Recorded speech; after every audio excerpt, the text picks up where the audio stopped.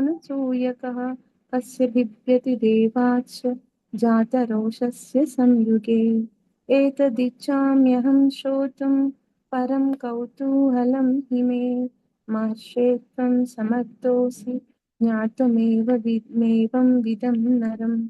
श्रुत्वा चैतत्रिलोकज्ञो वाल्मीकिर्नारदो वचः श्रूयतामिति चामन्त्र प्रहृष्टो वाक्यमब्रवीत्। बहवो दुर्लभाश्चैव ये त्वया कीर्तिता गुणाः मुने वक्ष्याम्यहं बुद्ध्वा तैरुक्तः श्रूयतां नरः। इक्ष्वाकुवंशप्रभवो रामो नाम जनैः श्रुतः नियतात्मा महावीर्यो द्युतिमान् धृतिमान् वशी। बुद्धिमान् नीतिमान् वाग्मी श्रीमान् शत्रुनिबर्हणः विपुलांसो महाबाहुः कम्बुग्रीवो महाहनुः। महोरस्को महेश्वासो गूढचतुररिन्दमः आजानुबाहुः सुशिरः सुललाटसुविक्रमः। समसमविभक्ताङ्गः स्निग्धवर्णप्रतापवान् पीनवक्षा विशालाक्षो लक्ष्मीवान् शुभलक्षणः। धर्मज्ञः सत्यसन्धश्च प्रजानां च हिते रतः यशस्वी ज्ञानसम्पन्नः शुचिर्वशः समाधिमान्। प्रजापतिसमः श्रीमान् धाता रिपुनिषूदनः रक्षिता जीवलोकस्य धर्मस्य परिरक्षिता। रक्षिता स्वस्य धर्मस्य स्वजनस्य च रक्षिता। वेदवेदाङ्गतत्त्वज्ञो धनुर्वेदे च निष्ठितः सर्वशास्त्रार्थतत्त्वज्ञः स्मृतिमान् प्रतिभानवान् सर्वलोकप्रियः साधुः अधीनात्मा विचक्षणः। सर्वदाभिगतः सद्भिः समुद्र इव सिन्धुभिः आर्यः सर्वसमुच्चैव सदैव प्रियदर्शनः। स च सर्वगुणोपेतः कौसल्यानन्दवर्धनः समुद्र इव गाम्भीर्ये धैर्येण हिमवानिव। विष्णुना सदृशो वीर्ये सोमवत् प्रियदर्शनः कालाग्निसदृशः क्रोधे क्षमया पृथिवी समः। धनदेन समस्त्यागे सत्ये धर्म इवापरः तमेवं गुणसम्पन्नं रामं सत्यपराक्रमं ज्येष्ठं श्रेष्ठगुणैर्युक्तं प्रियं दशरथसुतं।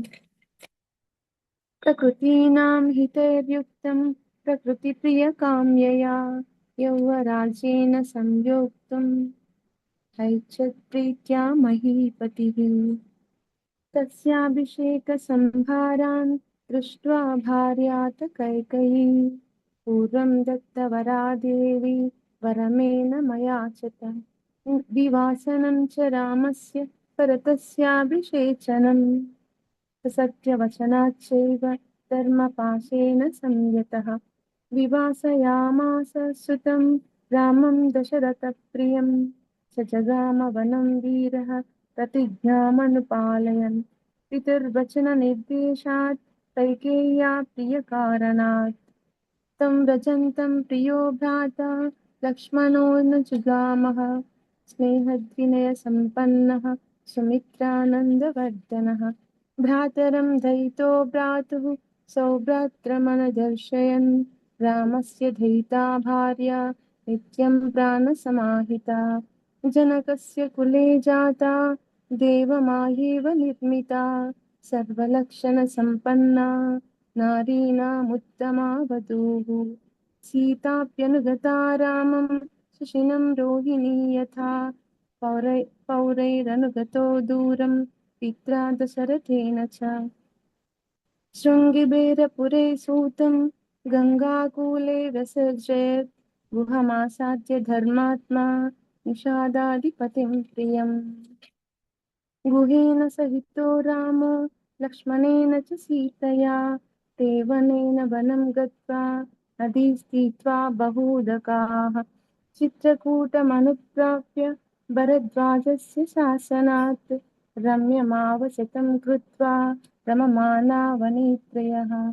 देवगन्धर्वसङ्काशाः तत्र ते न्यवसन् सुखं चित्रकूटं गते रामे तत्र शोकातुरस्तथा राजा दशरथः स्वर्गं जगाम विलपन् सुतं ऋते तु तस्मिन् भरतो वसिष्ठप्रमुखैर्द्विजैः नियुज्यमानो राज्याय ऐच्छद्राज्यं महाबलः स जगाम वनं वीरो रामपादप्रसादकः गत्वा तु सुमहात्मानं रामं सत्यपराक्रमम् अयाचत् भ्रातरं रामम् आर्यभावपुरस्कृतः त्वमेव राजा धर्मज्ञः इति रामं वचोब्रवीत् रामोऽपि परमोदारः सुमुखः सुमहायशाः नैतच्छत् पितुराधीशात् राज्यं रामो महाबलः पादुके चास्य राज्याय न्यासं दत्त्वा पुनः पुनः निवर्तयामास ततो भरतं भरताग्रजः सकाममनवाप्यैव रामपादा उपस्पृशन् नन्दिग्रामे करोद्राज्यं रामागमनकाङ्क्षया गते तु भरते श्रीमान् सत्यसन्धो जितेन्द्रियः रामस्तु पुनरालक्ष्य नगरस्य जनस्य च तत्रागमनमेकाग्रो दण्डकान् प्रविवेशः प्रविष्टतु महारण्यं रामो राजीवलोचनः विराजं राक्षसं हत्वा शरभङ्गं ददर्शः सुतीक्ष्णं चाप्यगस्त्यं च अगस्त्यभ्रातरं तथा अगस्त्यवचनाच्चैव जग्राहेन्द्रं शरासनम् खड्गं च परमप्रीतः तूणी चाक्षयसायकौ वसतस्तस्य रामस्य वने वनचरैः सह ऋषयोऽभ्यागमन् सर्वे वदयासुररक्षसां सतेषां प्रतिशुश्राव राक्षसानां तथा वने प्रतिज्ञातश्च रामेण वधः संयति रक्षसां ऋषीणामग्निकल्पानां दण्डकारण्यवासिनाम् तेन तत्रैव वसता जनस्थाननिवासिनी विरूपिता शूर्पणखा राक्षसी कामरूपिणी ततः शूर्पणखा वाक्यात् उद्युक्तान् सर्वराक्षसान् खरं त्रिशिरसं चैव दूषणं चैव राक्षसम् निजघानरणे रामः तेषां चैव पदानुगान् वने तस्मिन् निवसता जनस्थाननिवासिनां रक्षसां निहतान्यासन् सहस्राणि चतुर्दश ततो ज्ञातिवधं श्रुत्वा रावणक्रोधमोक्षितः साहाय्यं वरयामास मारीचं नाम राक्षसं वार्यमानसुभौषो मारीचेन स रावणः न विरोधो बलवता क्षमो रावणतेन ते अनादृत्यति तद्वाक्यं रावणः कालचोदितः जगाम सह मारीचः तस्याश्रमपदं तदा तेन मायविना दूरम् अपवाह्य नृपात्मजौ जहार भार्यां रामस्य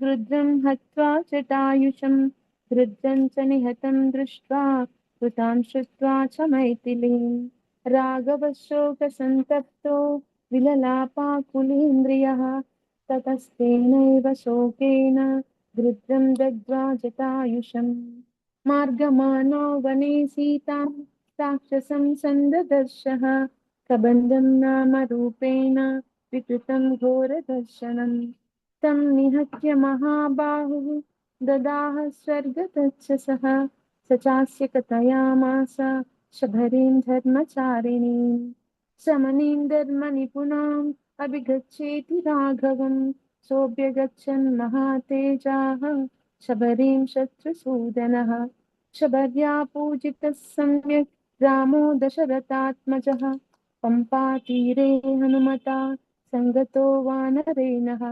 हनुमद्वचनाच्चैव सुग्रीवेण समागतः सुग्रीवाय च तत्सर्वं शंसद्रामो महाबलः अदितस्तद्यथा वृत्तं सीताया च विशेषतः सुग्रीवच्चापि तत्सर्वं श्रुत्वा रामस्य वानरः चकार सख्यं रामेण प्रीतश्चैवाग्निसाक्षिकम्। ततो वानरराजेन वैरानुकतनं प्रति रामाय वेदितं सर्वं प्रणयाद्दुःखितेन प्रणयार्धुङ्कितेन च प्रतिज्ञातं च रामेण तदा वालिवधं प्रति वालिनश्च बलं तत्र कथयामास वानरः सुग्रीवचिञ्चितश्चासीत् नित्यं वीर्येण राघवे राघव प्रत्ययार्थं तु दुन्दुभेः कायमुत्तमम् दर्शयामास सुग्रीवो महापर्वतसन्निभम् उस्मयित्वा महाबाहु प्रेक्ष्य चास्ति महाबलः पादाङ्गुष्ठेन चिक्षेप सम्पूर्णं दशयोजनं बिभेद च पुनः सालां सप्तैकेन महेशुना गिरिं रसातलं चैव जनयन् प्रत्ययं तदा ततः प्रीतमनास्तेन विश्वस्तः स महाकपिः किष्किन्धां रामसहितो जगाम च गुहां तदा ततो गच्छद्धरिवर सुग्रीवो हेमपिङ्गलः तेन नादेन महता उच्चगाम हरीश्वरः अनुमान्य तदा तारां सुग्रीवेण समागतः जगान च तत्रैनं शवेनैकेन राघवः ततः सुग्रीववचनात् हत्वा वालिनमाहवे सुग्रीवमेव तद्राज्ये राघव प्रत्यपादयत् स च सर्वान् समानीय वानरान् वानरर्षभः दिशप्रस्थापयामास दिदृक्षुर्जनकात्मजाम् ततो गृध्रस्य वचनात् सम्पातेन हनुमान् बली शतयोजनविस्तीर्णं कुप्लुवे लवणार्णवम् तत्र लङ्कां समासाद्य पुरीं रावणपालितां ददर्श सीतां ध्यायन्तीम् अशोकवनिकां गताम्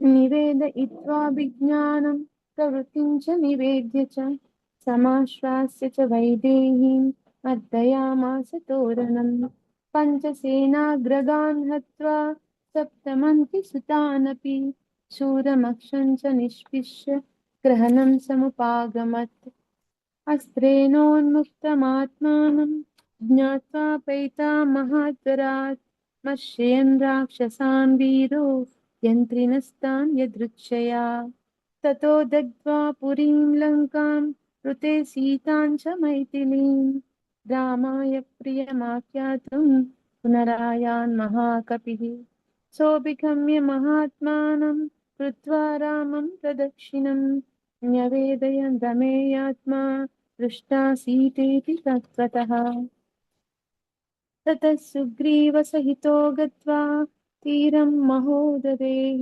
समुद्रं क्षोभयामास शरैरादित्यसन्निभैः दर्शयामास चात्मानं समुद्रसरितां पतिः समुद्रवचनाच्चैव अलं सेतुमकारयत् तेन गत्वा पुरीं लङ्कां हत्वा रावणमाहवे रामसीतामनुप्राप्य परां वीरामुपागमत् तामुवाच ततो रामः पुरुषं जनसंसदि अमृष्यमाणा सा सीता निविवेश ज्वलनं सती ततोऽग्निवचनात् सीतां ज्ञात्वा विगतकल्मषां बभौ राम सम्प्रहृष्टः पूजितः सर्वदैवतैः कर्मणा तेन महता त्रैलोक्यं सचराचरं सदेवर्षिगणं तुष्टं राघवस्य महात्मनः अभिषिच्य च लङ्कायां राक्षसेन्द्रं विभीषणं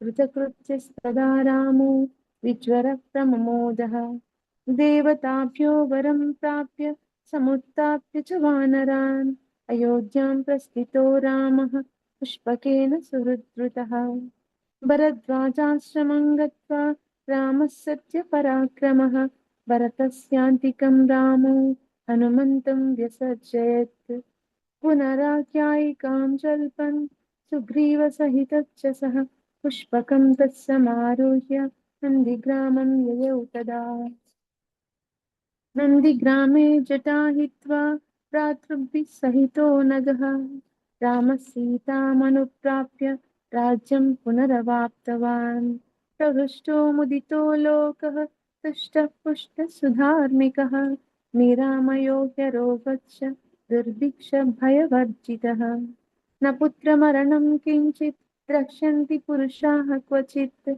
नार्यात् सा विधवा नित्यं भविष्यन्ति प्रतिव्रताः न चाग्निजं भयं किञ्चित् नाप्सु मज्जन्ति जन्तवः न वातजं भयं किञ्चित् नापि चरकृतं तथा न चापेक्षुद्भयं तत्र न तस्करभयं तथा नगराणि च राष्ट्राणि धनधान्ययुतानि च नित्यं प्रमुदिताः सर्वे यथा कृतयुगे तथा अश्वमेधशतैरिष्ट्वा तथा बहुसुवर्णकैः गवां कोट्ययुतं दत्त्वा ब्रह्मलोकं प्रयास्यति असङ्ख्येयं धनं दत्त्वा ब्राह्मणेभ्यो महायशाः राजवंशान् शतगुणान् स्थापयिष्यति राघवः चातुर्वर्णं च लोकेऽस्मिन् स्वे स्वे धर्मे नियोक्ष्यति दशवर्षसहस्राणि दशवर्षशतानि च रामो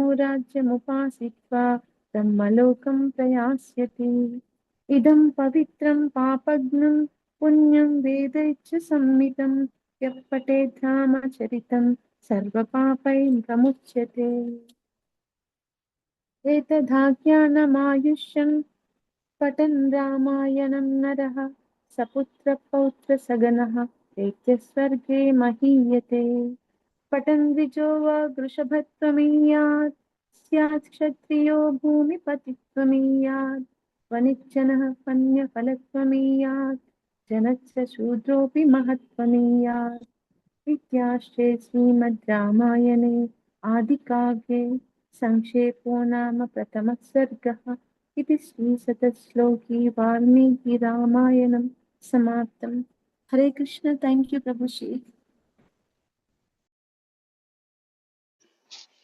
Hare Krishna. Thank you. That was wonderful as usual.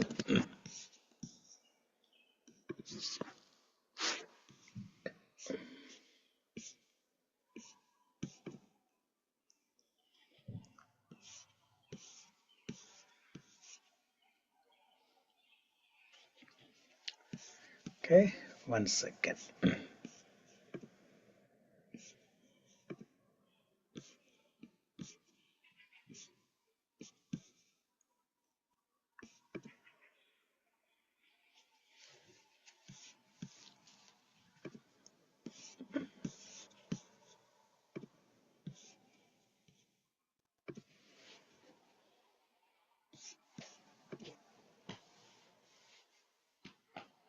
Okay, Hare Krishna, everyone. Hare Krishna Prabhuji. Hare Krishna. Hare Krishna Prabhuji. Hare Krishna, Prabhu. So we are in the auspicious Purushottama month. It began on Sunday, yesterday. For people in India, it began the day before, I think 16th it started. So in Purushottam month, it's a good practice to recite Chorashtakam every day. And also we can recite Bhagavad Gita chapter 15, 20 shlokas. It's a very short and sweet chapter. Purushottama Prapti Yoga. That chapter titled as Purushottama Prapti Yoga. So yeah, this whole month we can recite Chorashtakam. It only takes like 5 to 10 minutes, 8 shlokas. So we can recite these 8 shlokas. So let's begin with that. In the group, I shared the shlokas with Telugu, English, Hindi, all the scripts. So whatever you're comfortable with, you can do that.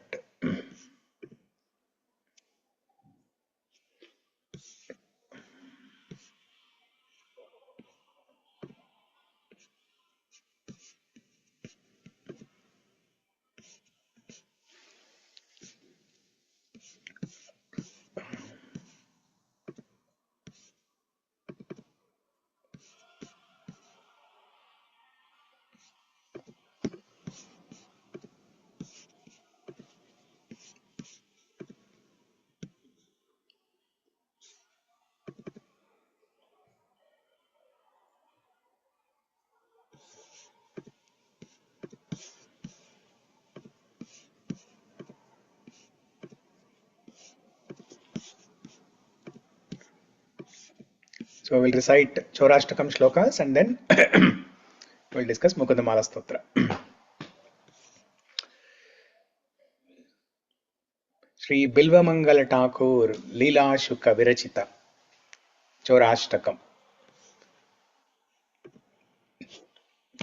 Vraje prasiddham navanita choram gopangananam chadukula choram.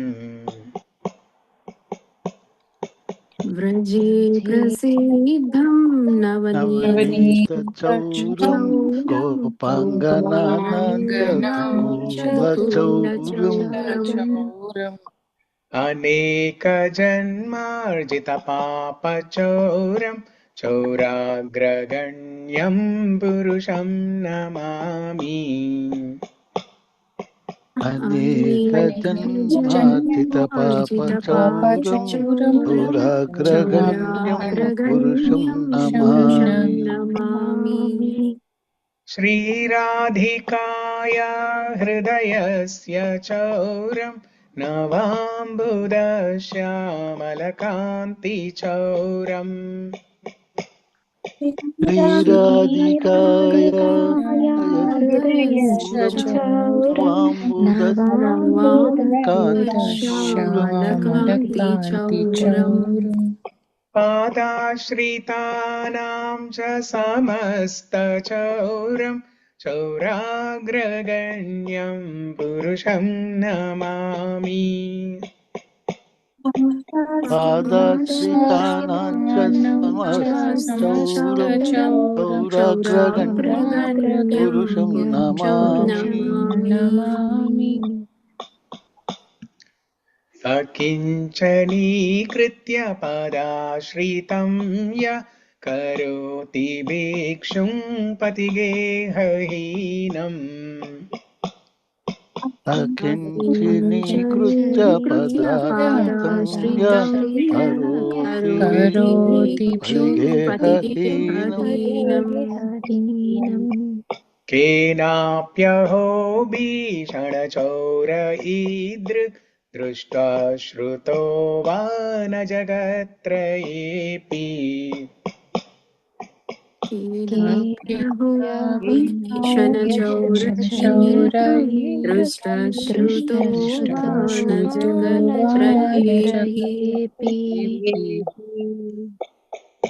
Yadiyanamapi haratya shesham giriprasaranapi paparashin. Yadiyanamapi haratya shesham giriprasaranapi paparashin. Yadiyanamapi haratya shesham giriprasaranapi paparashin. Yadiyanamapi haratya shesham giriprasaranapi paparashin. Ascharya-rupo nanu-chaura-idrik drushta shruto vanamaya kadapi. Acharya-rupo nanu-chaura-idrik drushta shruto vanamaya kadapi. Ascharya-rupo nanu-chaura-idrik drushta shruto vanamaya kadapi. Acharya-rupo nanu-chaura-idrik drushta vanamaya kadapi. Dhanam cha manam cha tatendriyani pranamscha hritva mama sarvameva. Dhanam cha tadendriyani pranancha mama sarvameva. Dhanam cha manam cha tatendriyani प्राणांश्च हृत्वा मम सर्वमेव धनं च धनं मानं च च मानं तत्तेन्द्रियाणि तत्तेन्द्रियाणि प्राणं च प्राणां हृत्वा च मम हृद्वा मम सर्वमेव सर्वमेव आलायसे कुत्र धृतोऽध्यचोर त्वं भक्तिदाम्नासि मया निरुद्धा पलायसे पलायसे कुत्र कुत्र धृतो चौर धृतोऽध्यचौर त्वं त्वं भक्तिदां नासि मया भक्तिद्वाम्नासि मया निरुद्धः निरुद्धः पालायसे कुत्र धृतोऽध्यचोर त्वं भक्तिदाम्नासि मया निरुद्धा पलायसे पलायसे कुत्र कुत्र धृतो चौर धृतोऽध्यचौर त्वं त्वं भक्तिदां नासि मया भक्तिधाम्नासि मया निरुद्धः निरुद्धः चिन्नत्सि घोरं यमपाशबन्धं भिन्नत्सि भीमं भवपाशबन्धम् छिन्नत्सि घोरं यमपाशबन्धं पाशबन्धं भिन्नत्सि भिन्नत्सि भीमं भीमं भवपाशबन्धम् भवपाशबन्धं भिन्नत्सि घोरं यमपाशबन्धं भिन्नत्सि भीमं भवपाशबन्धम् छिन्नत्सि भिन्नत्सि घोरं यमपाशबन्धं यमपाशबन्धं भिन्नत्सि भिन्नत्सि भीमं भीमं भवपाशबन्धम् भवपाशबन्धम् चिन्नत्सि सर्वस्य समस्तबन्धं नैवात्मनो भक्तकृतं तु बन्धम् छिन्नत्सि भिन्नत्सि सर्वस्य समस्तबन्धं समस्तबन्धं नैवात्मनो नैवात्मनो भक्तकृतं भक्तकृतं बन्धम् तु बन्धम् चिन्नत्सि सर्वस्य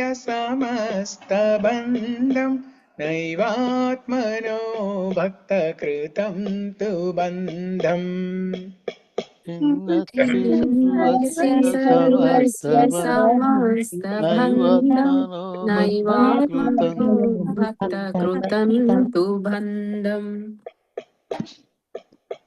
मन्मानसे तामसराशि घोरे काराग्रहे दुःखमये निबद्धा मन्मानसे मन्मानसे तामसरासि तामसराशि घोरे घोरे कारागृहे काराग्रहे दुःखमये दुःखमये निबद्धः निबद्धः मन्मानसे तामसराशि घोरे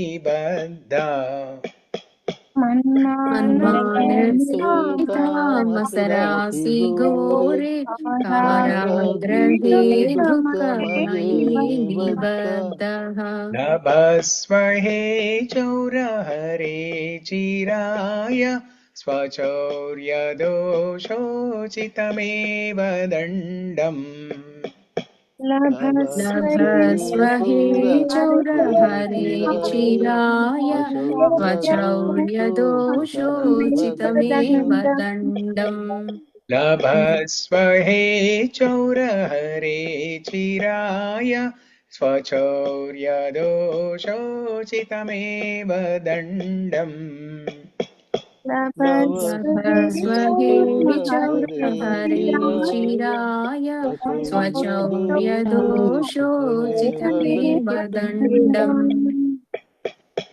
कारागृहे वस सदा हृदये मदीये मद्भक्तिपाशदृढबन्धननिश्चलासन् कारागृहे कारागृहे वस वस सदा सदा हृदये हृदये मदीये मदीये मद्भक्तिपाशदृढबन्धननिश्चलासन् मद्भक्तिपाशदृढबन्धननिश्चलासन् त्वां कृष्ण हे प्रलयकोटि शतान्तरेऽपि सर्वस्वचोरहृदयान् हि मोचयामि। त्वां सर्वस्य कृष्ण कृष्ण हे हे प्रलयकोटि प्रलयकोटि शतान्तरेऽपि शतान्तरेऽपि सर्वस्वचौरा हृदयान् न हि मोचयामि। सर्वस्वचौरहृदयान् न हि मोचयामि। त्वं कृष्ण हे प्रलयकोटिशतान्तरेऽपि सर्वस्वचोरहृदयान् न हि मोचयामि। त्वां त्वां कृष्ण कृष्ण हे हि प्रलयकोटि प्रलयकोटि शतान्तरेऽपि शतान्तरेऽपि सर्वस्वचौरा हृदयान् न हि मोचयामि। सर्वचौरहृदयान् न हि मोचयामि। सर्वस्वचोरहृदयान् न हि मोचयामि। सर्वस्वचौरा हृदयान् सर्वस्वचौरहृदयान् न हि न हि मोचयामि। व्रजे प्रसिद्धं नवनीतचौरं गोपाङ्गनानां चदुकूलचौरम्। व्रजे प्रसिद्धं नवनीतचौरं गोपाङ्गनानां चतुकूलचौरम्। अनेकजन्मार्जितपापचौरं चौराग्रगण्यं पुरुषं नमामि। अनेकजन्मार्जितपापचौरं चौराग्रगण्यं पुरुषं नमामि। श्री लीला शुक विरचित चौराष्टकम की जय।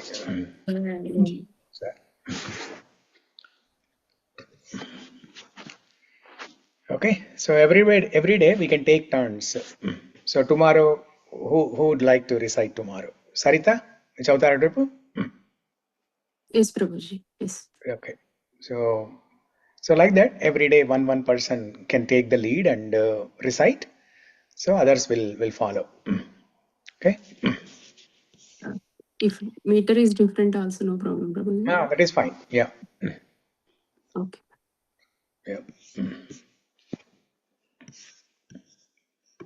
Okay.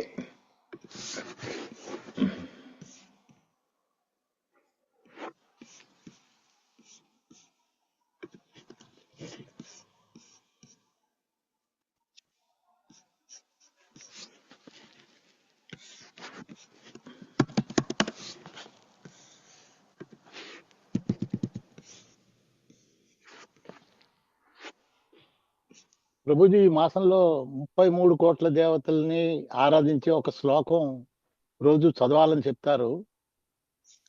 గోవర్ధనధరం వందే అదేనా? అది మీకు పెట్టాను.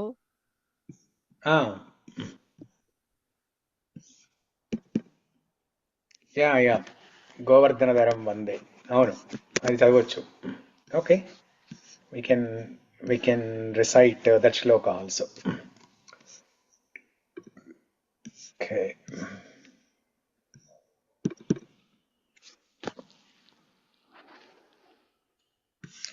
So in this Purushottam month, there are so many things that we can do. One is reciting Chaurashtakam every day and reciting 15th chapter of Bhagavad Gita, reciting some portion from Bhagavatam, and there is a mantra that is prescribed that everybody has to recite during this Purushottama month. This is Govinda Pranam mantra. So there are two shlokas actually. So we'll recite these two shlokas. In Padma Purana, it is recommended that one has to recite these shlokas 33 times every day. But if that is not possible, you can recite 3 times. If that is also not possible, at least 1 time every day. Govardhanadharam vande Gopalam Goparupinam गोकुलोत्सवमीशाणं गोविन्दं गोपिकाप्रियम्. Okay, now you repeat after me. Govardhanadharam vande Govardhanadharam vande Gopalam Goparupinam Gopalagoparupinam Gokulotsavamishanam Gokulotsavamishanam Govindam Gopikapriyam. Gopikapriyam Govardhanadharam vande Govardhanadharam vande Gopalam Goparupinam Gopalam Goparupinam Gokulotsavamishanam Gokulotsavamishanam Govindam Gopikapriyam. Govindam Gopikapriyam Govardhanadharam vande Gopalam Goparupinam Govardhanadharam vande Gopalam Goparupinam Gokulotsavamishanam Govindam Gopikapriyam. Gokulotsavamishanam Govindam Gopikapriyam. Okay, now the next sloka. Vande navaganashyamam dvibhujam muralidharam pītāmbharadaram devam saradam purushottamam. Vande navaganashyamam Vande navaganashyamam dvibhujam muralidharam Vibhujam muraram pītāmbharadaram devam Pītāmbararam devam saradam purushottamam. Saradam purushottamam Vande navaganashyamam Vande navaganashyamam dvibhujam muralidharam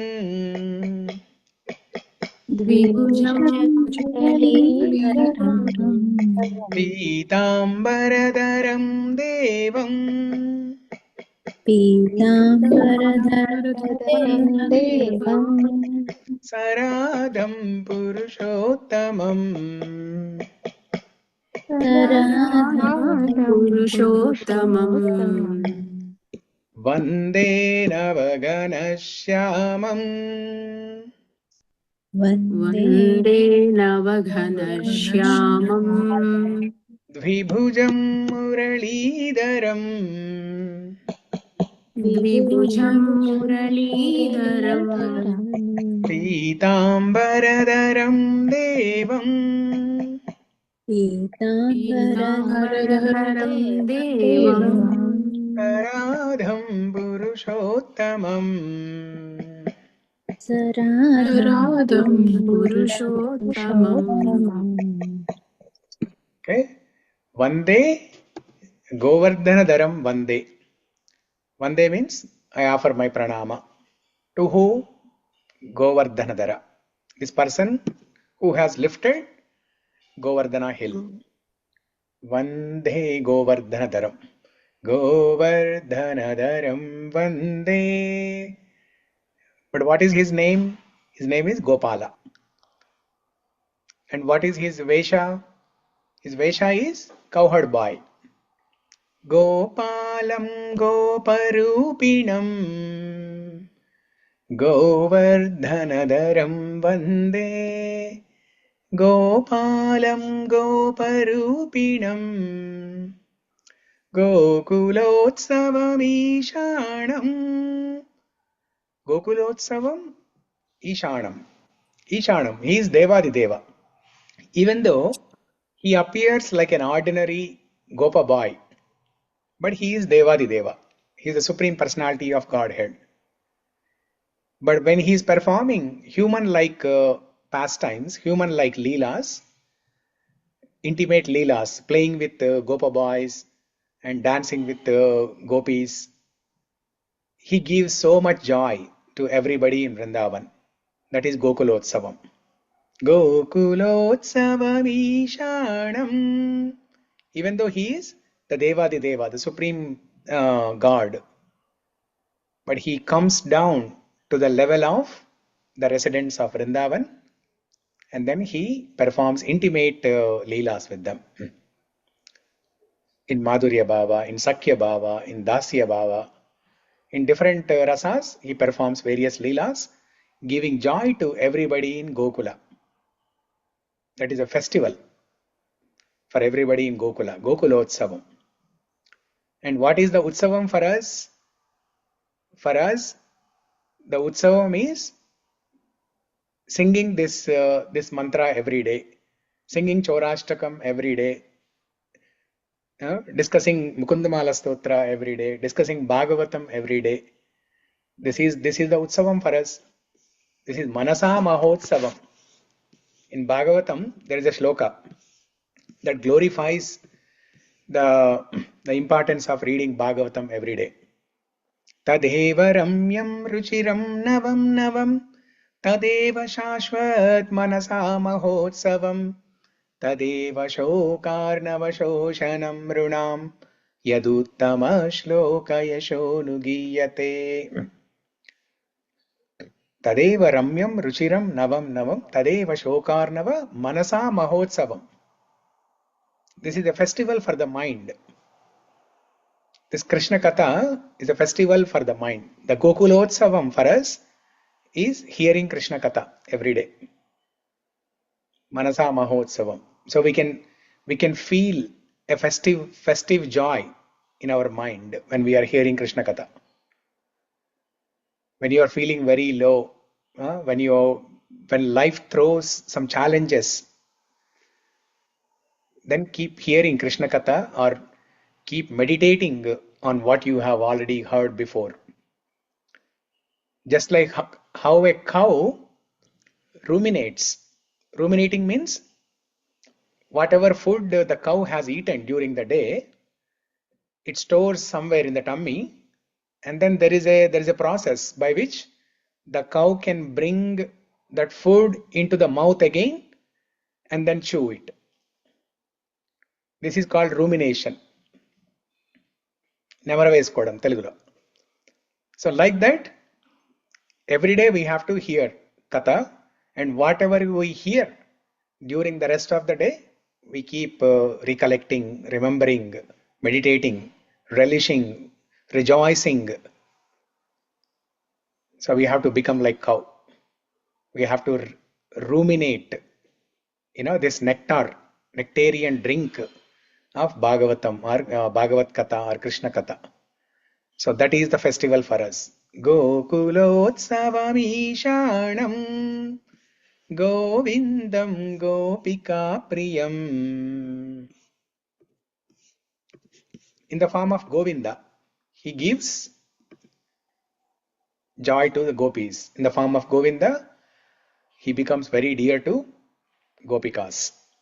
Govindam Gopika Priyam.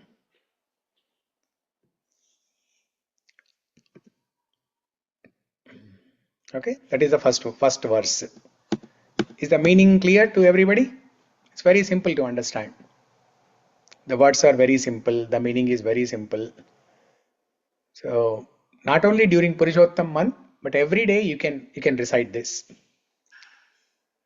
It takes just 1 minute.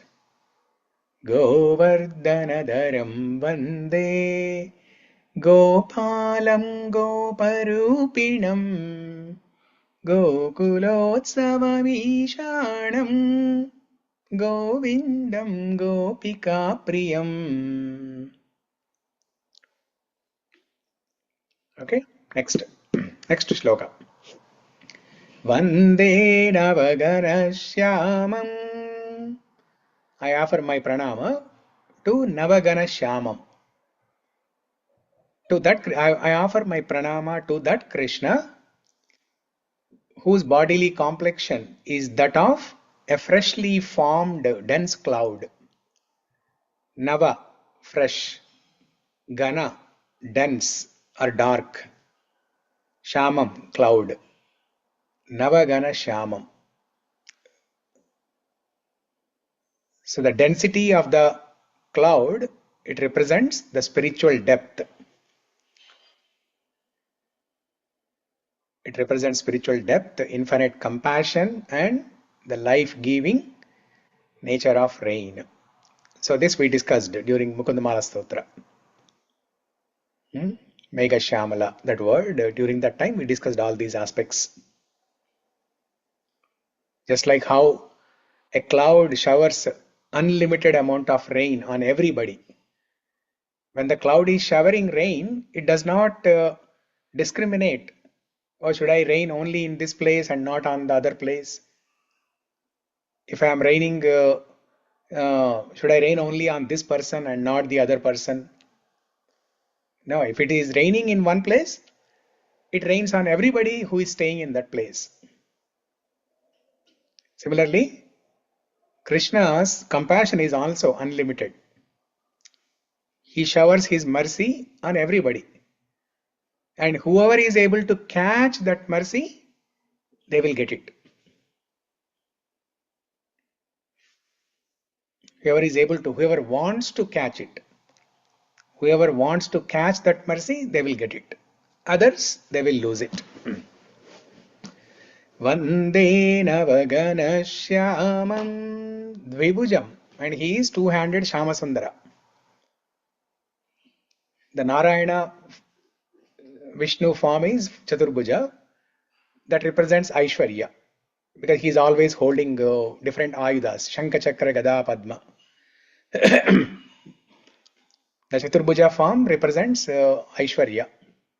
Whereas here, with Shyamasundara form, two-handed Shyamasundara form, he is always playing flute, very joyful, very pleasing.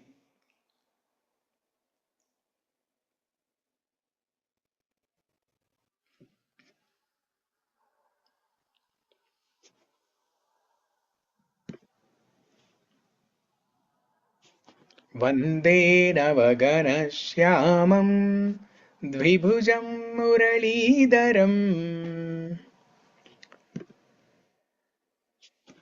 Pītāmbaradaram Devam. Pītāmbaradaram. He is always wearing glittering, shining, golden, yellow cloth.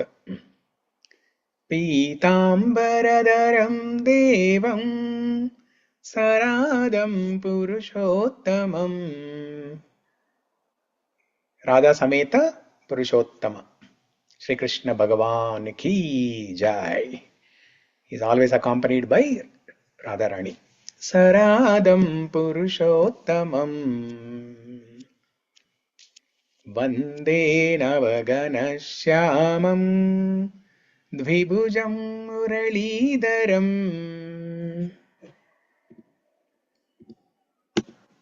Pītāmbaradaram Devam Saradam Purushottamam. By the end of this month, the Purushottam month, everybody must memorize these two shlokas. Okay?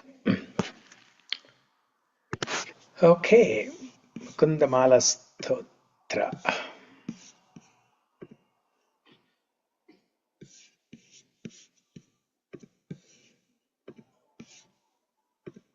Oh, I did not start the recording.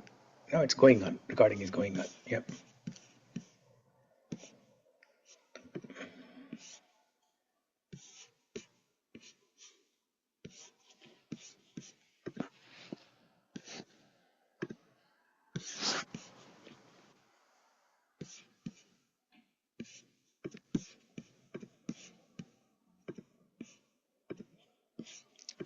On Friday, we discussed shloka number 34.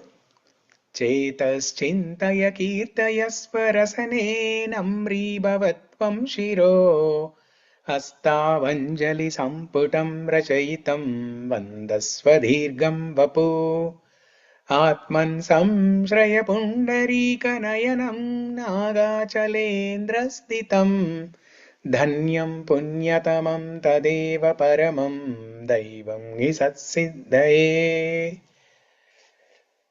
So this shloka is similar to jihve kīrtaya keshavam muraripum.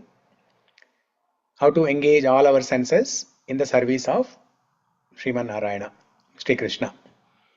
But here there is a slight difference between jihve kīrtaya and this cetas cintaya kīrtaya shloka. The difference is jihve kīrtaya shloka number 20, it doesn't talk about surrender. It talks about offering prayer mūrdhanna madokshajam. With your head, you bow down to this adokshaja. But here, ātman śraya pundarīka-nayanam. It talks about surrender.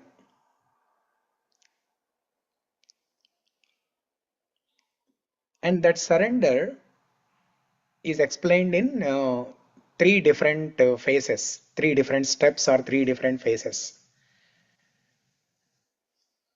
Cetas cintaya kīrtayasva rasane namrī-bhava tvam siro hastāv añjali-samputam racayatam vandasva dīrgham vapuh.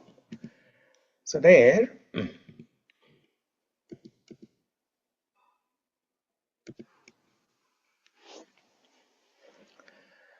yeah. So as you can see here, namrī-bhava, bowing in humility. Hastāv añjali-samputam, folded in reverence. Vandasva dīrgham vapuh, prostrated in total surrender. So these three actions, namrī-bhava, hastāv añjali-samputam and vandasva dīrgham, these three actions indicate different phases of surrender.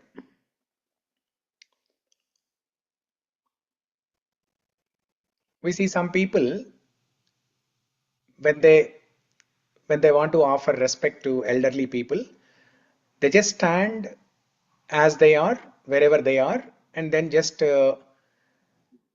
bow their head down.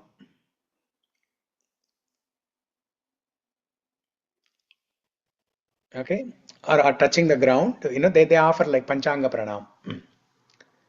Panchanga pranam. And then another form of offering pranama is just folded with folded hands, they offer pranama.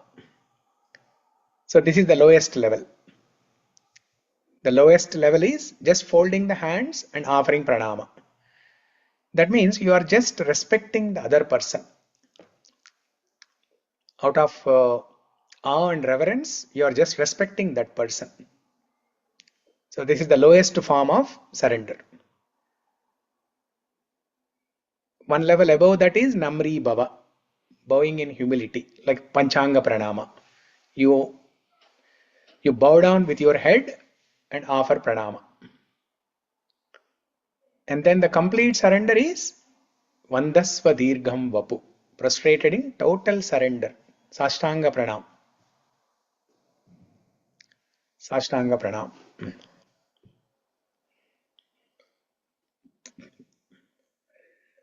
But this namrī-bhava, añjali-samputam, vandasva dīrgham vapuh, these different types of surrender are possible only when one engages or one practices engaging other senses in the service of Sri Krishna.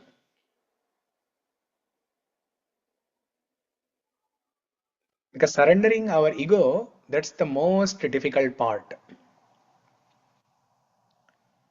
So before we can surrender, before we get ready to surrender our ego, or before we are willing to surrender our ego, we have to train our senses. The 5 senses and the mind, we have to train them. Otherwise, the mind will always tell the ego, the false ego, that you are the great, you are the greatest. Don't surrender. Don't bow down to anybody. But when you train your senses and mind, when you engage them in the service of the Lord, then the senses and the mind is trained, and gradually the false ego will also be trained. Then it is easy to surrender. If you look at the hierarchy of the senses, Krishna explains in Bhagavad Gita in 5th chapter, Indriyani mano buddhir asyadhisthana uchyate. Indriyani paranyahur indriyebhya param manaha manasastu para buddhir evam buddhe parasastutaha. Indriyani paranyahur. Indriyani paranyahur. Actually, I think I prepared some slides for that. Let me. What it is? 3.42. Okay, 3.42. Yeah, I also have some slides, I think. Let me check.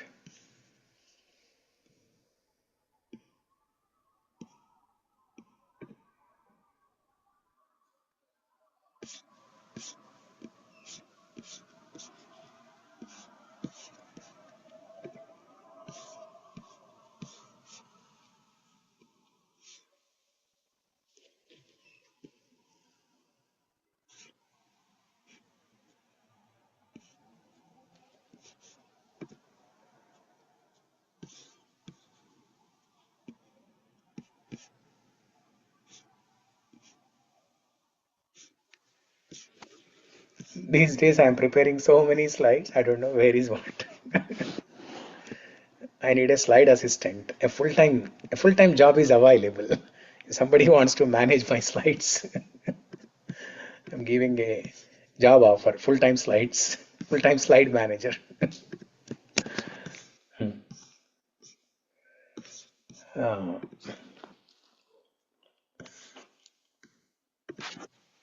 Okay.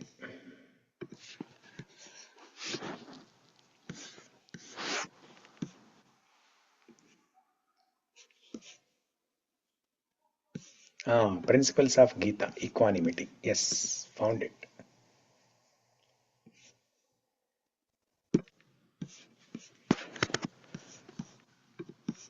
So now let's try to understand why Kulshekar Alvar, he's in the cetas cintaya kīrtayasva rasane shloka, why he is giving 3 different types of surrender, and why there is a contrast between jihve kirtaya and cetas cintaya.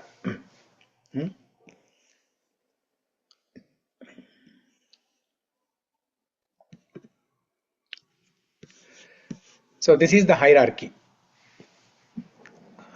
of the senses. At the lowest level, this is the anatomy of hierarchy of the senses. Hierarchy of not only senses, but hierarchy of various components of human life. Human life consists of the soul, the body. Body consists of the senses, and then there's a gross body. The gross body consists of senses, and then there is a subtle body. Subtle body consists of mind, intelligence, false ego. So at the lowest level, there are senses, 5 senses. One level above senses is the mind, manas, indriyani, manas, and then one level above manas is buddhi, intellect. And one level above intelligence is the false ego, ahankara. Mano, buddhi, ahankara. Indriyani, mano, buddhi, ahankara. And then above ahankara is the Atma, soul.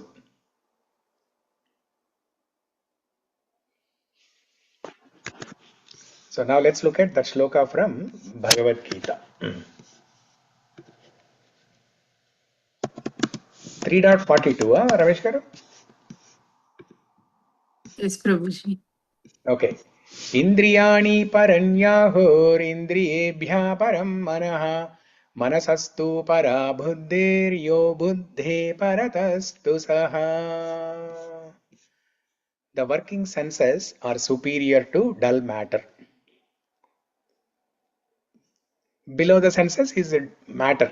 Okay. Indriyani paranyahur.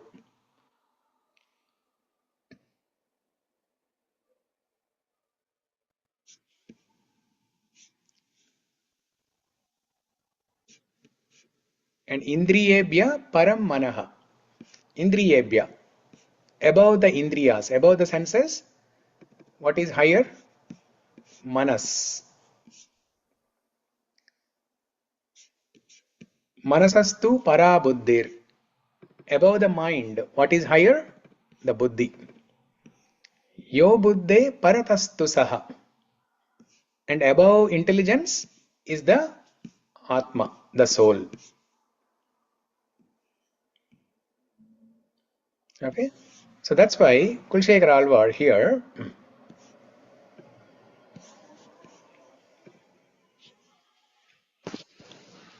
he is presenting in this style.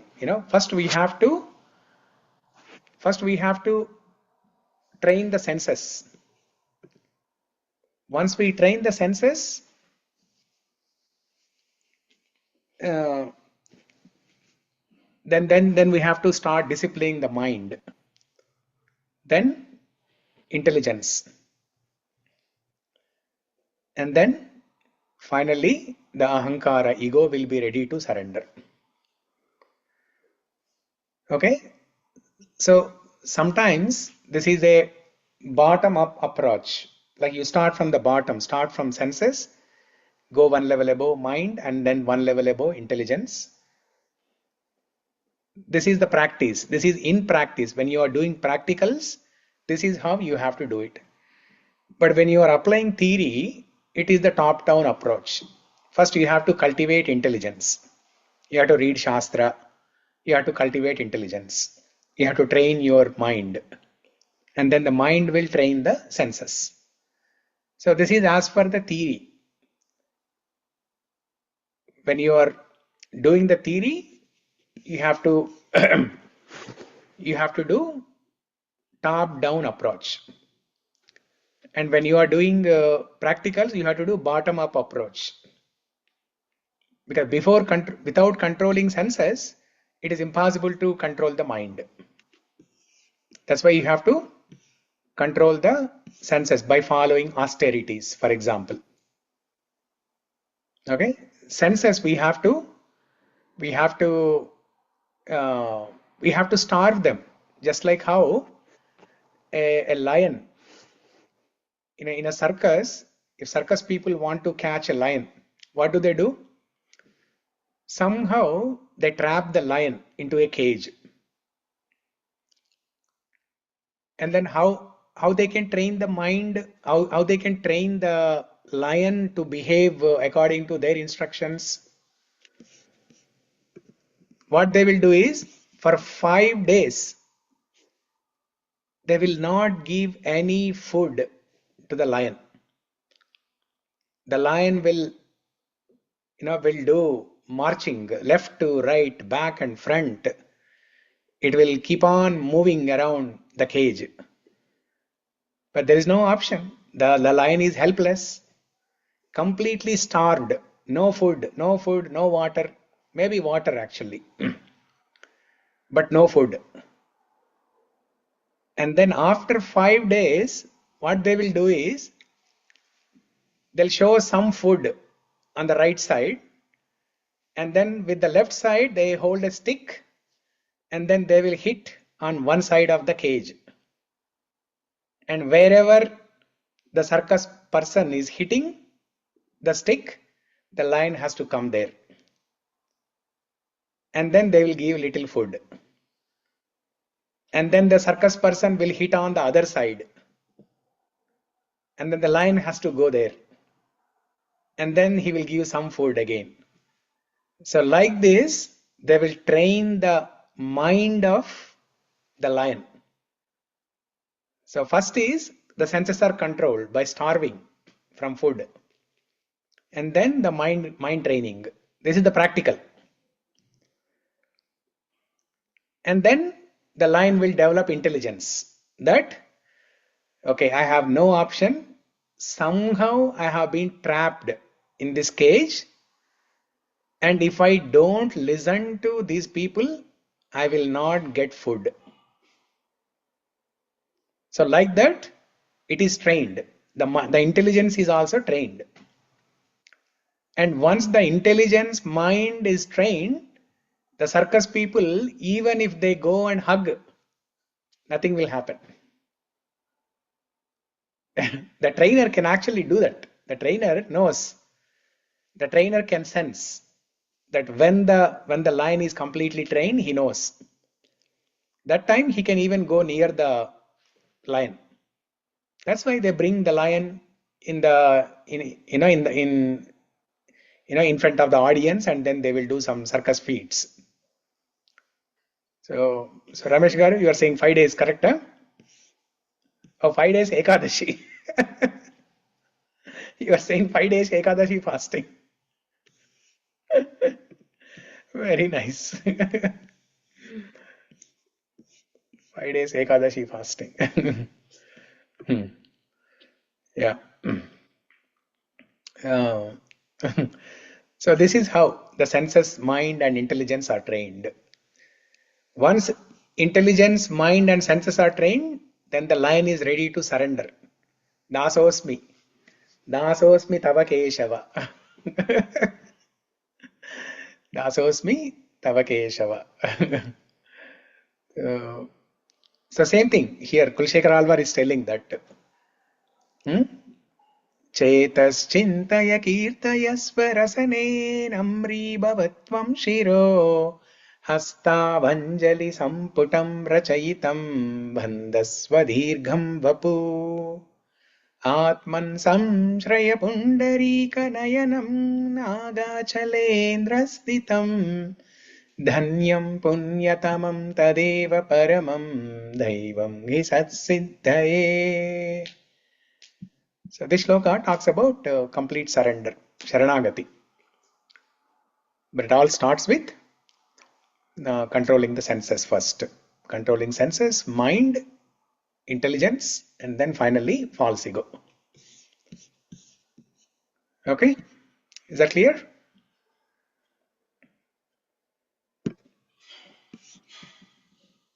Yes, Prabhuji. Yeah.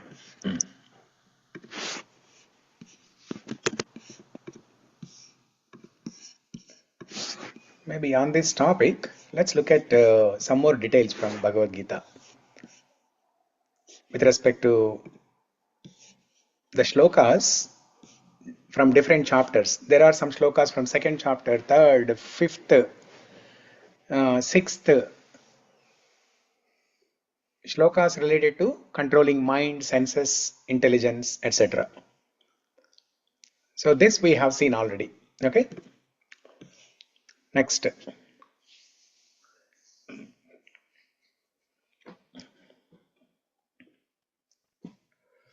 This also we already know. There are 5. There is a chariot. This is called chariot of life.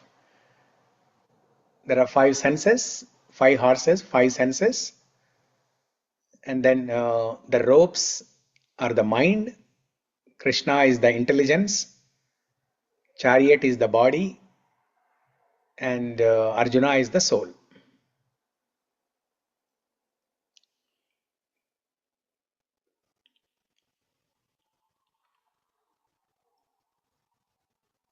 Sudha Mataji మీకు తెలుసా ఇది విన్నారా ఇంతకుముందు?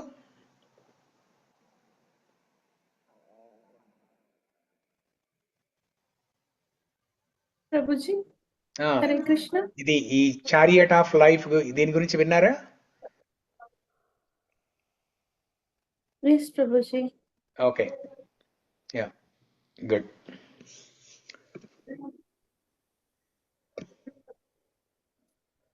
So when things are not controlled, then there's a total failure. The mind is undisciplined, and the mind becomes the worst enemy. An undisciplined, uncontrolled mind is the worst enemy, and the senses will go crazy. The intelligence will be lost, and then the ahankara, ego, increases, and that is actually a death to the soul.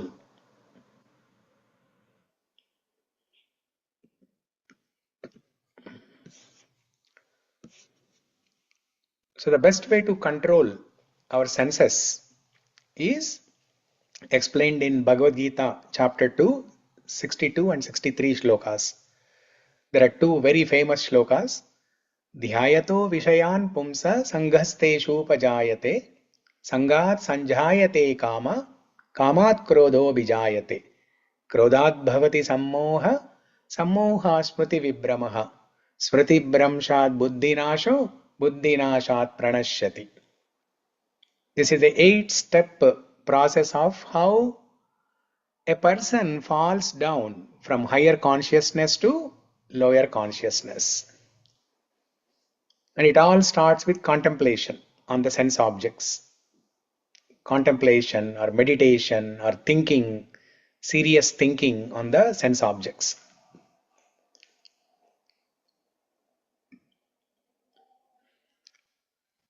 So if we want to avoid this fall down, the best method is to avoid contemplation on sense objects. Okay, if we address the problem at the root level in the very beginning, if we fix the problem in the very beginning, in the early stage, it is easy to correct. It is easy to fix the problem. మొక్కై వంగనిదే మానై వంగున. చిన్నగా మొక్క ఉన్నప్పుడే దాన్ని అది కలుపు మొక్క అనుకుంటే చిన్నగా ఉన్నప్పుడే దాన్ని నరికేయాలి, లేకపోతే అది పెద్దదై పెద్ద వటవృక్షం అవుతుంది. Breaking the chain of ruin, contemplation. At the stage of contemplation itself, we have to break it.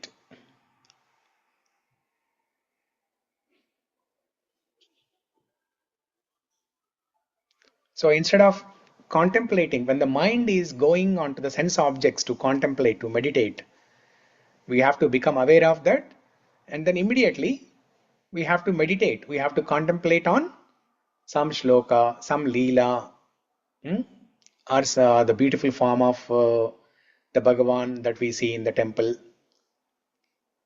or some festival scene that you see in the temple. Something related to Krishna, you have to meditate. You have to divert your mind. You have to bring your mind from sense objects and then provide an anchor to the mind. Anchor means hook.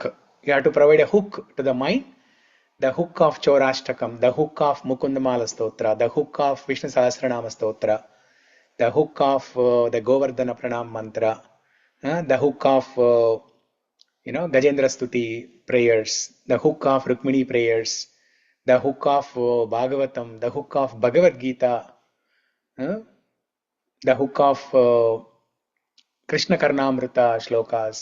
We have so many hooks.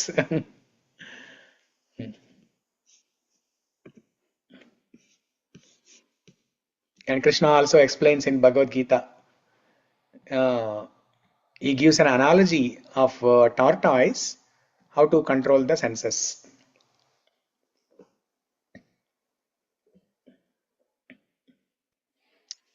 In shloka number 58.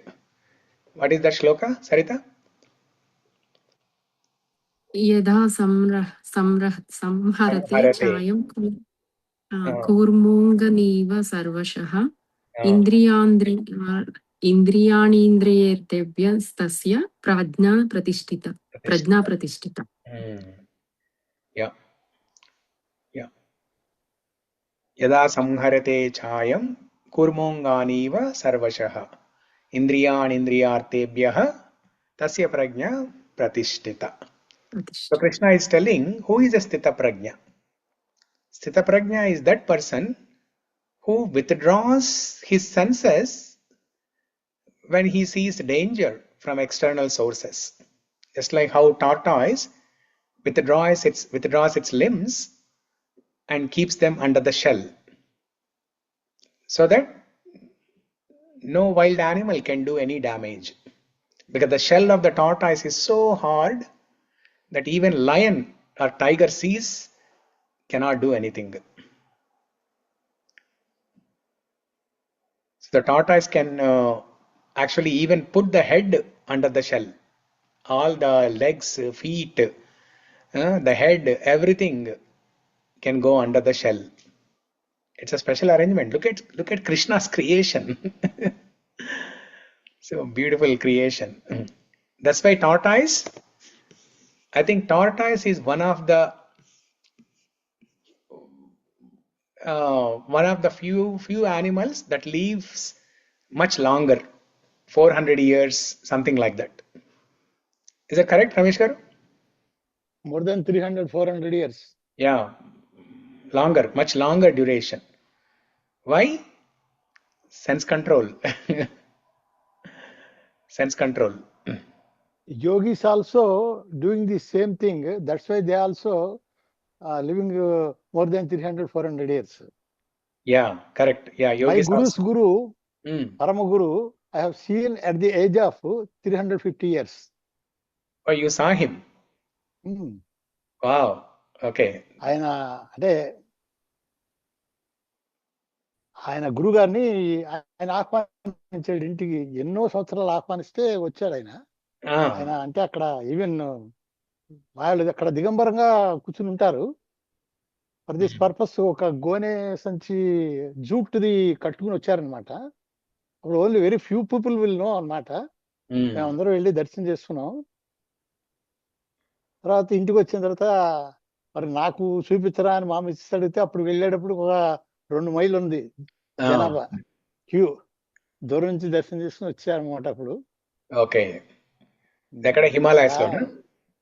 కాదు ఇక్కడ ఆయన ఈ came to the first ఈ came to the Amalapuram, then ఈ గురు source at Tadepalligudem. Tadepalligudem వెళ్ళేటప్పటికి ఇంకా అక్కడ మొత్తం ప్యాక్డ్ అనమాట. ఎవరికీ చూడడానికి కుదరదు. ఎందుకంటే ఇది వెరీ కొంతమందికే తెలుసు కాబట్టి మాకు దగ్గర నుంచి పాద దర్శనం అయిందనమాట. Okay. Okay, good. So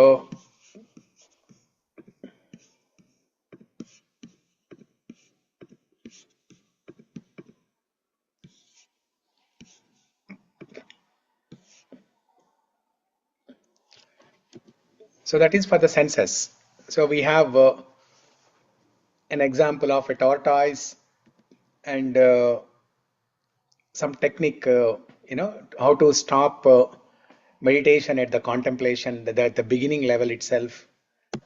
And we have the chariot of life that explains how to improve our intelligence and how to train our mind with intelligence and how to control our senses with a disciplined mind. So this is a top-down approach, starting from intelligence, going down to the mind and going down to senses. And this is bottom-up approach. This is practical. Okay, when you are actually doing the practicals, you have to starve your senses. You have to follow some austerities, and then the mind will be trained, and then the intelligence will be acquired automatically. That knowledge will be acquired automatically. Just like how lion develops that intelligence, that without reading any book, the lion doesn't have to read any book. Bhagavad Gita 101, Bhagavad Gita in 30 days, like that. The lion doesn't have to read any book. through the faculty of experience, the mind will, the lion will learn the intelligence. It will develop the intelligence, and then surrender. So we have different techniques to, to address things in a different way. And then the mind, the two techniques that Krishna explains in Bhagavad Gita, abhyasa and vairagya, practice and renunciation. Whatever we practice, we become good at that. So while we are trying to practice to control our mind, simultaneously we have to practice detachment also. If somebody is a diabetic patient, they have to practice reducing sugar. And then they should also practice developing complete detachment from the sugar. So every day in slow quantity, in small quantities, one has to reduce the sugar. And while doing that, he has to keep a goal in mind that one fine day, after 30 days or 60 days or 6 months, he has to completely avoid sugar. So abhyasa and vairagya. Asamsayam mahabaho. Without any doubt and చెప్పేస్తారు Krishna. Asamshayam mahabaho. Yeah. Abhyasena tu kaunteya vairagyena cha gೃಹ್ಯತೆ. Vairagya cha gೃಹ್ಯತೆ. Mano, first line mano durnigraham chalam. Mano durnigraham chalam. Abhyasena tu kaunteya vairagyena cha gೃಹ್ಯತೆ. Asamshayam mahabaho, right? Asamshayam mahabaho, mano durnigraham chalam. Mano durnigraham. Without any doubt. Yeah. Asamshayam, without any doubt. Yeah. Because this is a proven technique. That's why Krishna is saying you should not have any doubt about this technique. Whoever practices this technique, follows this technique, they will succeed. And the same thing Kulshekar Alvar is also telling, that first we have to control the senses and then develop detachment, then you will be able to surrender.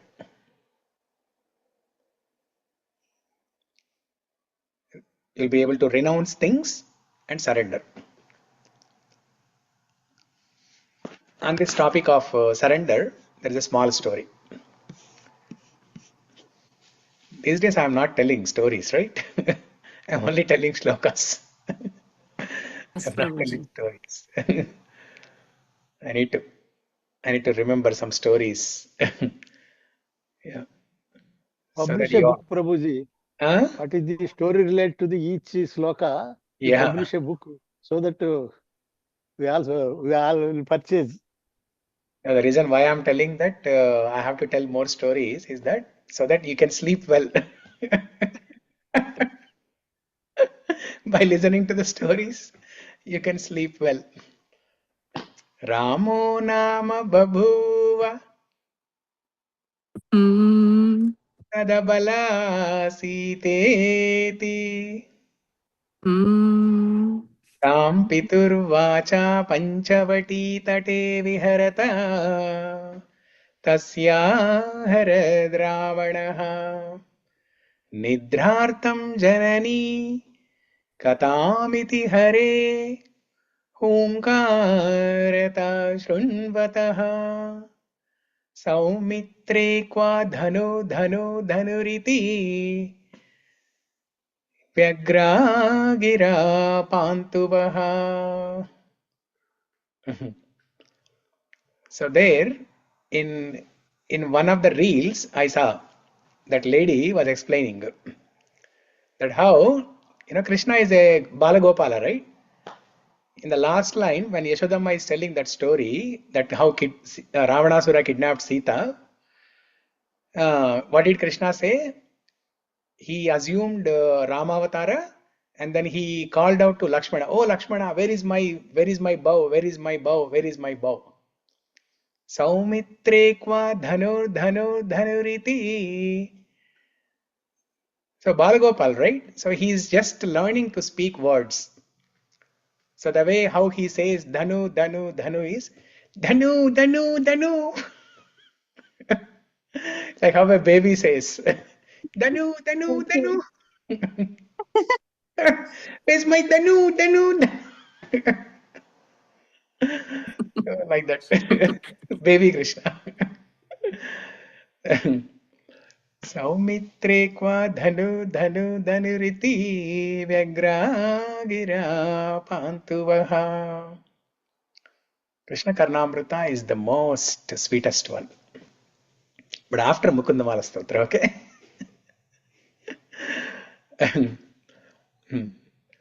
Yeah. Okay, the story, right? Story about renunciation. Once upon a time, there was a business person who was traveling in a air-conditioned compartment in a train, AC compartment in a train.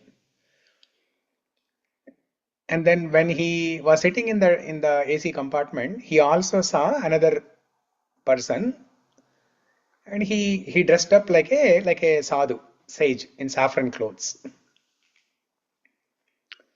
And this business person, he was carrying a big suitcase.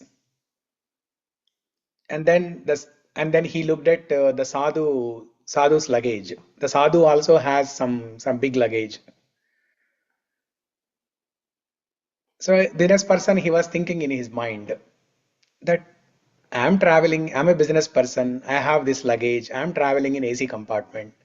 This sadhu, this person, he's dressed up in a saffron clothes.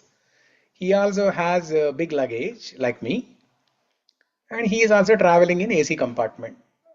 So what's the difference between me and him? Why is he called a sadhu? Then he actually asks the sadhu.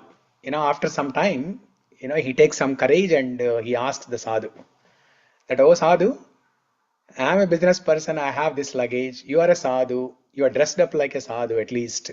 I don't know whether you are a real sadhu or not, but at least you are dressed up like a sadhu, and you also have big luggage. I am traveling in AC compartment, you are also traveling in AC compartment. So what's the difference? The sadhu smiled and he did not say anything. He kept quiet. And then after some time, the train stopped at some station for maybe lunch break or whatever, right? Wherever there is a junction, like Vijayawada junction, the train stops for half an hour there.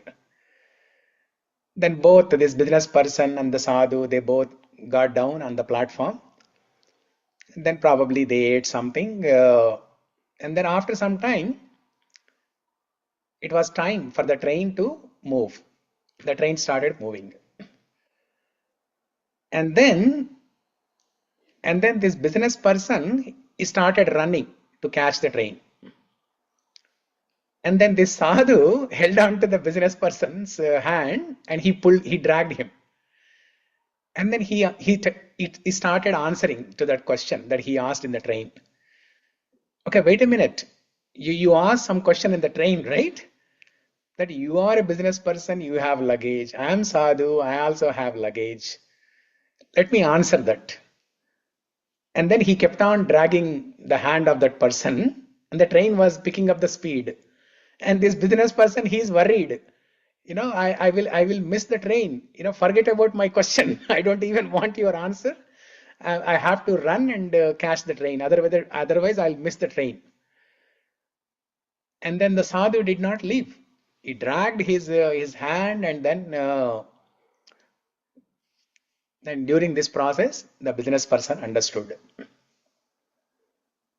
His intelligence kicked in, and he understood that this person, I was mistaking that he's just dressed up in sadhu, saffron clothes, but he's not a real sadhu because he's traveling in AC compartment. He also has luggage like me. So looking at the external things, I was judging him, but I was wrong. So what is the difference here between the business person and the sadhu? The business person, he did not want to miss the train, and moreover, he has luggage in the train. He was worried about his luggage. But this sadhu, he is ready to miss the train. He is ready to lose the luggage also. He is not worried. So this mentality of letting go of things, this mentality of easily renouncing things, easily letting go of things, is what is called as renunciation. అంటే ఒకవేళ సాధు గాని business man position లో ఉంటే he will not get in to the train అన్నా.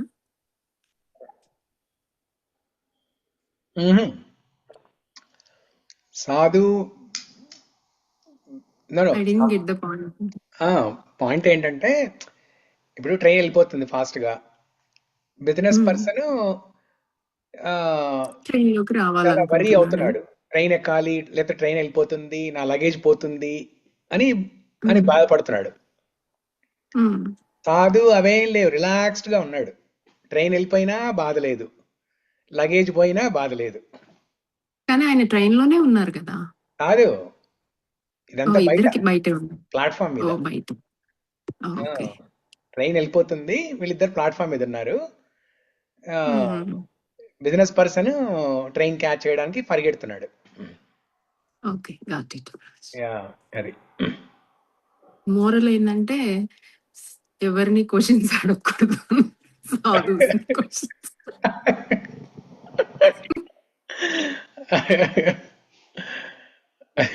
Judge చేయకూడదు. That is the question.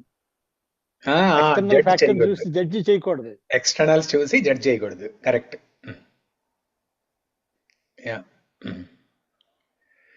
So మన ఇండియాలో ఈ ఆర్టీసీ బస్సులలో ఒక సెంటెన్స్ రాసి ఉంటుంది చూడండి, లెస్ లగేజ్ మోర్ కంఫర్ట్. అలాగా అంటే if we have less attachment, then more comfort, more joy.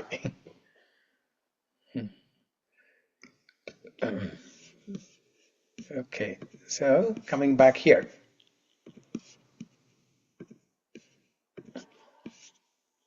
Yeah, we'll finish in another 2-3 minutes.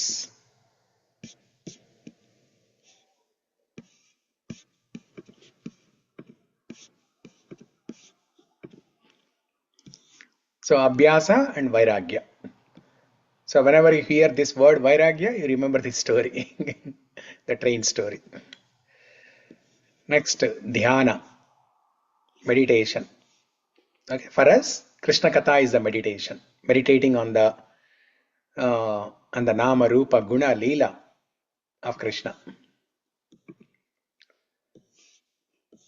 And then, by constant hearing of Krishna Katha, our mind becomes steady. Otherwise, the mind is like that candle whose light is wavering with the gust of the wind. Yatha deepo nivatasto nengate sopama smrita. We studied this sloka, I think 2-3 weeks ago, right? In Sunday Bhagavad Gita class. Yatha deepo nivatasto nengato sopama smrita. After that, the last line I forgot. Yeah. 6.18 అనుకుంటది. ఇక్కడ 19 అని చూపిస్తుంది కానీ, but I think it was 6.18 or maybe 19. Yeah. So, but with constant hearing of Krishna Katha, our mind becomes steady. We become fixed. And this call is an example for that. Since last 1 year, every day we are determined to attend this call. This itself is a proof that the technique Krishna mentioned here in this 6.18 shloka is working.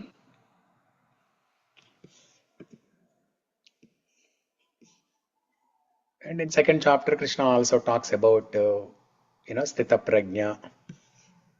So it's telling about yogino yatachittasya yunjato yogam atmanah. That is 6.18. 6.19 yata deepo nivatasto. Yes.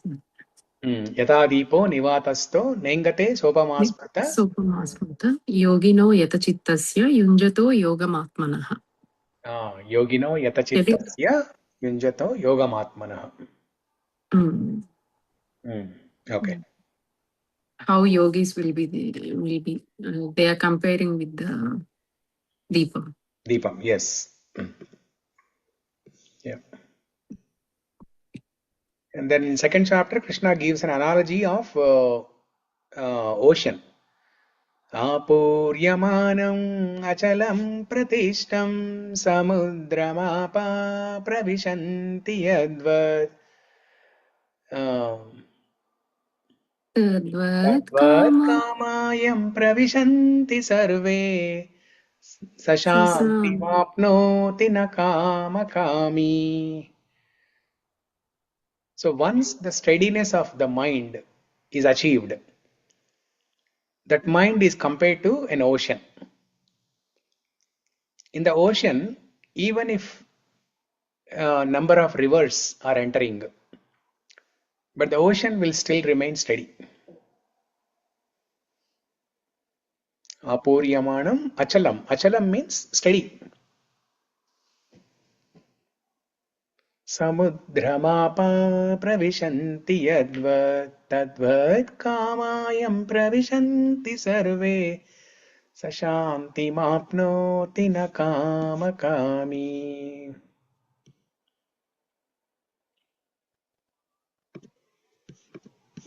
Okay, so this is the method to control the senses. మనం వేరే శ్లోక start చేయాలనుకున్నాము, అది Govinda.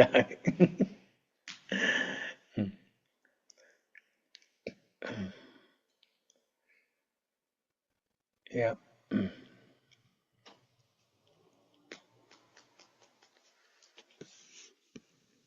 Yeah, the topic is that అలాంటి topic probably sense control అంటే not a small thing. It's not a small one. Yeah.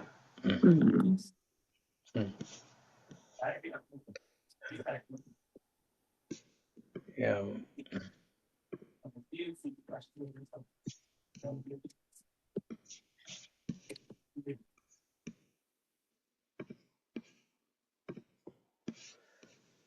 So మనకి meditation ఇలాంటి శ్లోకాలు అన్నమాట. Krishna కర్ణామృతంలో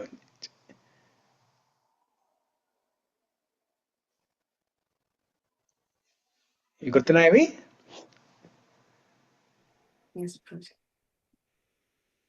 yeah, అప్పుడు చౌరాష్టకం టైంలో చదువుకున్నాం కదా.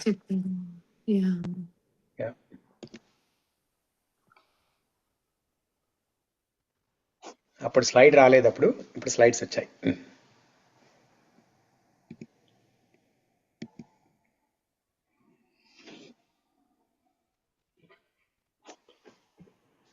వేకింగ్ అలారం సంథింగ్ వేకింగ్ అలారము ఇంకో శ్లోక అది. ఇదేమో కృష్ణుడు నిద్రలేస్తున్నప్పుడు ఆ బ్యూటీ అన్నమాట.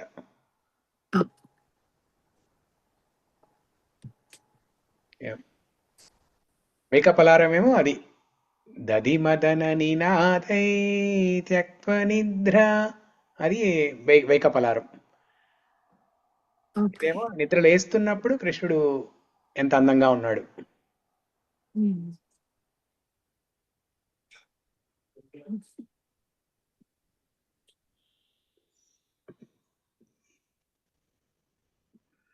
ప్రాతస్మరామి దదిఘోష వినీత నిద్రం నిద్రావసానరమణీయముఖారవిందం హృద్యానవద్య వపుషం నయనాభిరామం ఉన్నిద్ర పద్మనయనం నవనీతచోరం.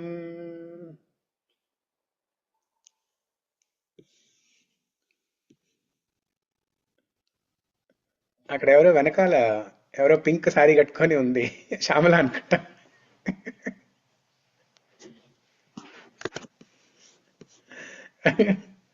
కరెక్ట్ అండి శ్యామల, చూసా ఆ ఫోటో. పింక్ శారీ లేకపోతే కొనుక్కోండి మాతాజీ. చూడండి అక్కడ వెనకాల.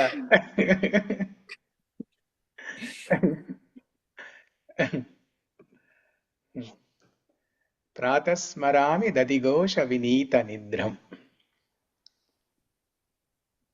As soon as Krishna hears the churning of the butter, he wakes up and then nidravasana ramaniya mukaravindham. So Bilomangal Thakur, Leela Shuka explains the beautiful face of Krishna when he is just getting up from the bed. Nidravasana ramaniya mukaravindham hridhyānavadhya vapusham nayanabhiramam. A faultless, pure body that completely captivates the heart. He who brings immense delight to the eyes of beholder. Nayanabhiramam. Hridhyānavadhya vapusham nayanabhiramam. Unnidra padmanayanam navanita choram. Unnidra padmanayanam.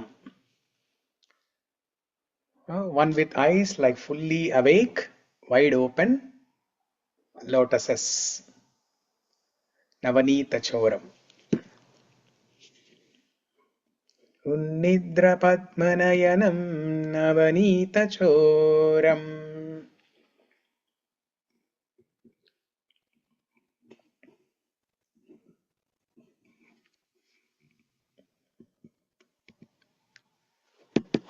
Okay, so this is our meditation.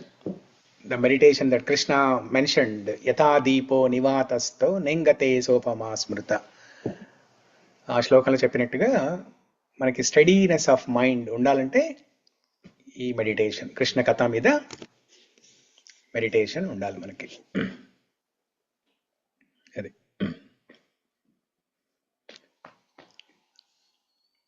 Okay, any questions, comments, reflections?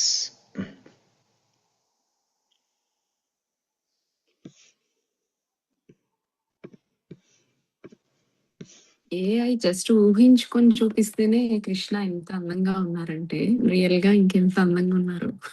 Yeah yeah యాక్చువల్గా అసలు ఈ pictures లో ఇంతవరకు ఎక్కడ కని విని ఎరగని కృష్ణుడి అందం కనపడుతుంది ఈ పిక్చర్స్లలో. యా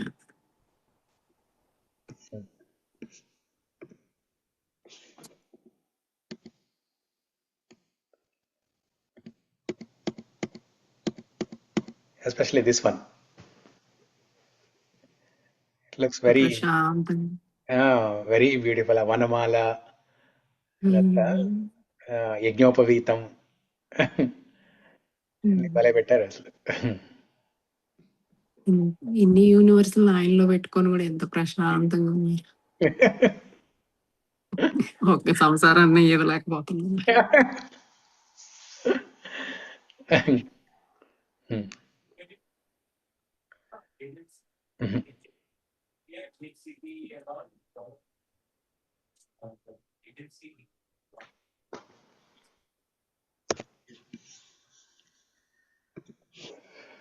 ఓకే, మంగళం కౌసలేంద్రాయ మహనీయ గుణాత్మనే చక్రవర్తి తనూజాయ సార్వభౌమాయ మంగళం. శ్రీ కులశేఖర విరచిత ముకుంద-మాల-స్తోత్ర కీ జై. శ్రీ లీలాశుక విరచిత కృష్ణ కర్ణామృతం కీ జై. శ్రీ కృష్ణ కథామృతం కీ జై. చౌరాష్టకం విలమంగళ ఠాకూర్ విరచిత లీలాశుక విరచిత చౌరాష్టకం కీ జై. Thank you everyone for joining. Hare Krishna. See you all tomorrow. Thank you, Prabhuji. Thank you. Hare Krishna. Thank you, Prabhuji. Hare Krishna. Hare Krishna. Hare Krishna.